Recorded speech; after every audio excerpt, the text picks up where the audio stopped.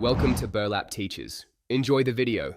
You start by verifying the exact SharePoint site URL and the specific list or document library you need.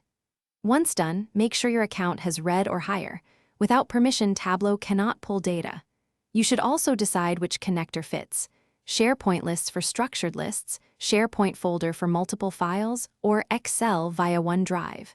If you'll refresh automatically, register an Azure AD app, or ensure OAuth credentials are available to support scheduled refreshes. In Tableau Desktop, choose Connect, then More Servers, and pick SharePoint lists or SharePoint folder depending on your earlier decision. Enter the exact site URL and authenticate using Microsoft OAuth.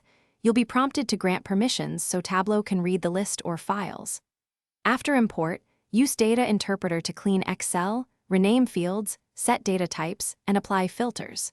If combining lists or files, create joins or unions, and build an extract to improve performance for dashboards. Publish your workbook to Tableau Server or Tableau Online, and choose to embed or set stored credentials so scheduled extract refreshes can run.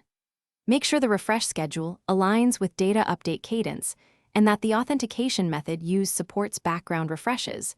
OAuth or a service account is best. If a scheduled refresh fails, check permissions first. Then verify the OAuth token hasn't expired and confirm the site and file paths are exact. Fixing those 3 items resolves most issues. Thanks for watching. Consider subscribing if this video helped you.